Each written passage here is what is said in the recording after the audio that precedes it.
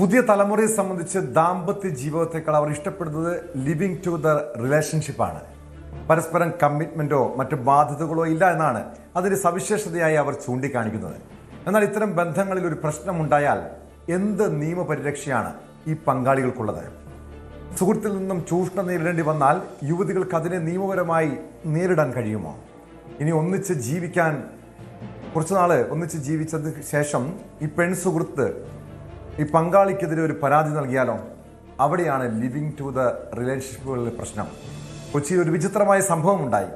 ഒരു യുവാവും രണ്ട് യുവതികളും ഒന്നിച്ച് താമസിക്കുകയാണ്.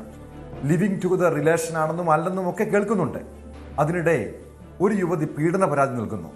പോലീസ് യുവാവിനെതിരെ, അതായത് ഈ ആൺസുഹൃത്തിനെതിരെ കേസെടുത്തു. പിന്നീട് ഈ പകൽ കേട്ടത് ആൺസുഹൃത്തും രണ്ടാമത്തെ യുവതിയും ഹൈക്കോടതിക്ക് മുന്നിൽ ആത്മഹത്യാശ്രമം നടത്തിയെന്നാണ്. ആംബുലൻസ് ഡ്രൈവറും പങ്കാളിയും ആംബുലൻസിനുള്ളിലാണ് വിഷം കഴിച്ച് ആത്മഹത്യക്ക് ശ്രമിച്ചത്. പോലീസിനും നീതിന്യായ സംവിധാനത്തിനുമെതിരെ ഗുരുതര ആരോപണങ്ങൾ ഉന്നയിച്ചാണ് ആത്മഹത്യാശ്രമം. വ്യാജ പീഡന പരാതിയും കള്ളമൊഴിയും നൽകി തങ്ങളെ കുടുക്കിയെന്നാണ് ഇവരുടെ ആരോപണം. ജീവിതത്തിൽ രണ്ടുപേരെ ഞങ്ങൾ സ്നേഹിച്ചിട്ടുള്ളൂ. ഞങ്ങൾ രണ്ടാളും ഈ സമൂഹത്തിൽ ഒറ്റപ്പെട്ട് ജീവിക്കുന്ന സമയത്ത് ഞങ്ങൾക്ക് ആകെ ഉണ്ടായിരിക്കുന്നത് ആതിരയും പോലീസുമാണ്. ഞങ്ങളെ ജീവിക്കാൻ സമ്മതിക്കത്തില്ല.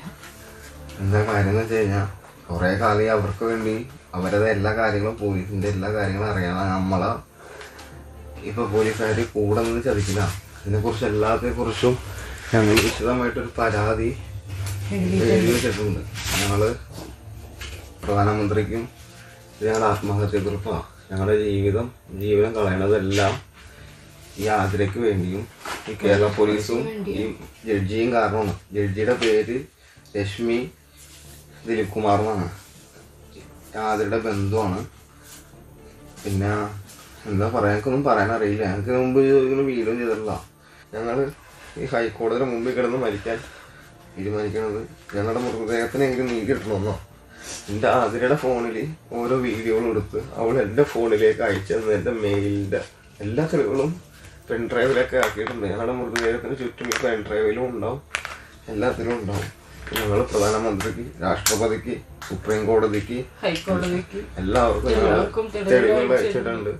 ഈ പെൻഡ്രൈവിലും ഞങ്ങളുടെ ഫോട്ടോയും ഇതും ഞങ്ങളുടെയുള്ള നിലവിലുള്ള തെളിവുകൾ. ബാക്കി ആലും ഈസ്റ്റ് പോലീസ് ഞങ്ങളുടെ ഫോൺ വാങ്ങി വെച്ചിട്ടുണ്ട്, 2 ഫോൺ. അതിൽ രസീത് പോലും തന്നിട്ടില്ല ഇതുവരെ. ഞങ്ങളെ ടോർച്ചർ ചെയ്തു, എല്ലാം ചെയ്തിട്ടുണ്ട്. ഞങ്ങൾ ഹോസ്പിറ്റലിൽ കൊണ്ടുപോകാതെയും കള്ള പരാതിയുടെ പേരിൽ, ജഡ്ജിയുടെ പേരിൽ കോടതിയിൽ കൊണ്ടുപോയി നടത്തിക്കൊണ്ടുപോയതും കൂടുതൽ എല്ലാ കാര്യങ്ങളും ഞങ്ങളിൽ ചെയ്തിട്ടുണ്ട്. എനിക്ക് കൂടുതലൊന്നും പറയാൻ അറിയില്ല. വിവരങ്ങളുമായി കൊച്ചിയിൽ നിന്ന് ആജ്ഞ രവീന്ദ്രൻ ചേരുന്നുണ്ട്. ആജ്ഞ, വളരെ വിചിത്രമായിട്ടൊരു സംഭവമാണ്. അതായത് മനസ്സിലാക്കുന്നതനുസരിച്ച് ഈ യുവാവും യുവതിയും, പരാതിക്കാരിയായ യുവതിയും, ഇവർ 3 പേരും ഒന്നിച്ച് താമസിക്കുകയായിരുന്നു എന്നാണ് മനസ്സിലാക്കാൻ കഴിഞ്ഞത്. അതിനുശേഷം ഇവരുടെ ബന്ധത്തിൽ ചില പ്രശ്നമുണ്ടാകുന്നു. രണ്ടാമത്തെ യുവതി പോലീസിൽ പരാതി നൽകുന്നു. ഈ യുവാവിനെതിരെ, അതായത് ആൺസുഹൃത്തിനെതിരെ പീഡന പരാതി നൽകുന്നു. പോലീസ് കേസെടുക്കുന്നു. അതിനുശേഷമുണ്ടായ സംഭവവികാസങ്ങളാണ് ഈ ആത്മഹത്യാശ്രമത്തിൽ കൊണ്ടെത്തിച്ചത്. എന്താണ് ഇവർ വിശദീകരിക്കുന്നത്? അതായത് പോലീസിനെതിരെയും കോടതിക്കെതിരെയും ആരോപണം ഉന്നയിക്കുന്നുണ്ടല്ലോ. എന്തുകൊണ്ടാണ് ഈ ആത്മഹത്യക്കായി ഹൈക്കോടതിക്ക് മുന്നിൽ അവരെത്തുന്നത്? പിന്നീട് ആംബുലൻസ് ഉള്ളിൽ വെച്ച് ആത്മഹത്യാശ്രമം നടത്തുന്നു. ഇതെങ്ങനെയാണ് പുറം ലോകം അറിഞ്ഞത്?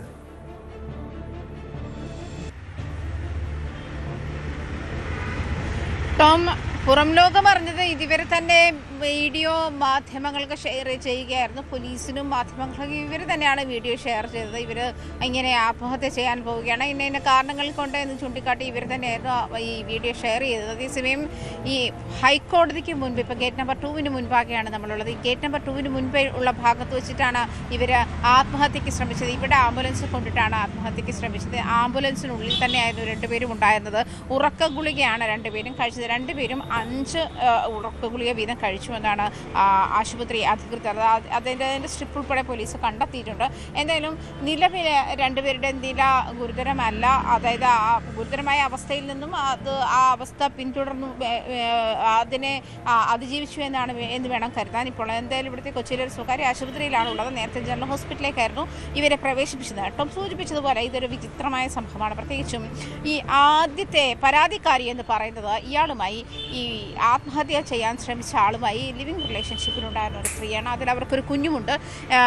അതുമാത്രമല്ല രണ്ടാമത്തെ ആളും ലിവിങ് റിലേഷൻഷിപ്പിലാണ് എന്നാണ് മനസ്സിലാക്കാൻ കഴിയുന്നത്. ഈ രണ്ടുപേരും വിവാഹം കഴിച്ചിട്ടുണ്ടോ അതല്ലെങ്കിൽ ഈ രണ്ടുപേരും നിയമപരമായി ഭാര്യമാരായിരുന്നു എന്നുള്ള കാര്യത്തിൽ ഇനിയും സ്ഥിരീകരണം ഉണ്ടായിട്ടില്ല. പക്ഷേ പോലീസിൻ്റെ ഒരു മൊഴി അനുസരിച്ച്, പോലീസിന് ലഭിച്ചിരിക്കുന്ന വിവരം അനുസരിച്ച് ഈ രണ്ടുപേരും ലിവിങ് റിലേഷൻഷിപ്പിലുള്ള ആളുകളാണ്. ഇവർ 3 പേരും ഒരു കുടുംബം പോലെയൊക്കെ ഒരു വീട്ടിൽ തന്നെ താമസിച്ച് വരികയായിരുന്നു എന്നും പറയുന്നുണ്ട്. അതേസമയം സാമ്പത്തികമായ ചില തർക്കങ്ങൾ ഉണ്ടായതാണ് ഇത്തരത്തിൽ ആദ്യത്തെ ആള് ഈ ആദ്യം, അതായത് പരാതിക്കാരി ഇതുമായി ബന്ധപ്പെട്ടുള്ള ഒരു പരാതിയുമായി എത്തുന്നതും ഈ പരാതിക്ക് അടിസ്ഥാനം ഇവരെ റേപ്പ് ചെയ്തു എന്നുള്ളതാണ് ഇവരുടെ നൽകിയിരിക്കുന്ന പരാതി. ആ പരാതിയുടെ അടിസ്ഥാനത്തിൽ ഇയാൾക്കെതിരെ പോലീസ് കേസ് എടുക്കുന്ന ഒരു സാഹചര്യത്തിൽ, പക്ഷെ പരാതി കിട്ടിയപ്പോഴും പോലീസ് ഇക്കാര്യം അറിയിക്കുകയും ചെയ്തു. ഇത്തരത്തിലൊരു പരാതിയുണ്ട്. അതേസമയം പോലീസിന് ഇക്കാര്യത്തിൽ വളരെ വ്യക്തതയുണ്ടായിരുന്നു. എന്നിട്ടും പോലീസ് കൂടെ നിന്ന് ചതിച്ചു എന്നുള്ളതാണ് ആത്മഹത്യയെക്കുറിപ്പിൽ പറയുന്നത്.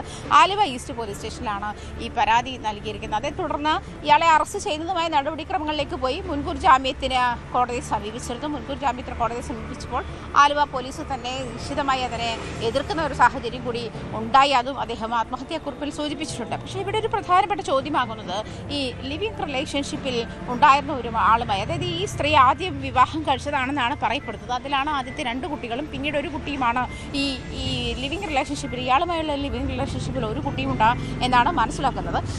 അങ്ങനെയുള്ള ഒരു സാഹചര്യത്തിൽ അതിനോട് തെറ്റിത്തിരിഞ്ഞാണ് രണ്ടാമത് മറ്റൊരു റിലേഷൻഷിപ്പിലാവുന്നത്. രണ്ടാമത്തതും ആദ്യത്തേതും വിവാഹമാണ് എന്നുള്ള കാര്യത്തിൽ ഇതുവരെയും വ്യക്തതയില്ല. ലിവിങ് റിലേഷൻഷിപ്പ് എന്ന് തന്നെയാണ് പറയപ്പെടുന്നത്. എന്തായാലും ഇവരുമായി അനുബന്ധ ആളുകളുടെ മൊഴി എടുക്കുന്ന തിരക്കിലാണ് പോലീസ്. നിൽക്കുന്ന ഈ സ്ഥലത്ത്, അതായത് ഹൈക്കോടതിക്ക് ഗേറ്റ് നമ്പർ 2, അവിടെയാണോ ഇവർ ആംബുലൻസ് കൊണ്ട് ഇട്ടതും പിന്നീട് ആത്മഹത്യാശ്രമം നടത്തിയതും? അതിനുശേഷം, അതായത് ഞാൻ മനസ്സിലാക്കുന്ന തൊട്ടടുത്ത് സമീപത്ത് തന്നെയാണ് പോലീസ് സ്റ്റേഷനുള്ളത്. അവിടെ നിന്നും പോലീസ് എത്തുന്നു.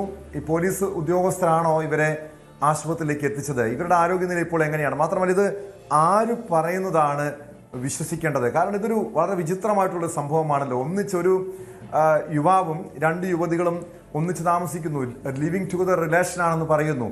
അതിനിടെ അവർക്ക് കുട്ടികൾ ഉണ്ടാകുന്നു. അതിനുശേഷം ഇത്തരമുള്ള സംഭവവികാസങ്ങൾ, അതായത് പീഡന പരാതി നൽകുന്നു.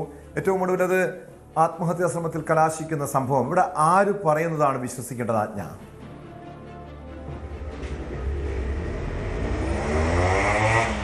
ഇപ്പോൾ ഗേറ്റ് നമ്പർ 2-ലാണുള്ളത്. ഗേറ്റ് നമ്പർ 2-ന്റെ മുൻവശത്താണ് ആംബുലൻസ് കൊണ്ടിട്ട് ഈ ആത്മഹത്യാ ശ്രമം നടത്തിയത്. അതിനുശേഷം ഇവർ തന്നെയായിരുന്നു അതായത് മൊബൈലിൽ വീഡിയോ ചിത്രീകരിച്ച് പോലീസിനും മാധ്യമങ്ങൾക്കും അയച്ചു തന്നത് ഇവർ തന്നെയായിരുന്നു. അത് മാത്രമല്ല ഈ ആദ്യത്തെ സ്ത്രീയുമായിട്ടുള്ള ബന്ധത്തിൽ ഉണ്ടായിട്ടുള്ള ചില വീഡിയോകൾ, ഫോട്ടോസ്, ഇതൊക്കെ വെച്ചിട്ടാണ് അവർ ഈ റിലേഷൻഷിപ്പിനെ ഇത്തരത്തിലേക്ക്, അതായത് റേപ്പ് എന്നുള്ള ഒരു തരത്തിലേക്ക് അതിനെ മാറ്റിമറിക്കാൻ ശ്രമിച്ചത് എന്നുള്ള പരാതിയാണ് അയാൾ മുന്നോട്ട് വെക്കുന്നത്. പ്രത്യേകിച്ചും ഇവരുമായി റിലേഷൻഷിപ്പ് ഉണ്ടായിരുന്നില്ല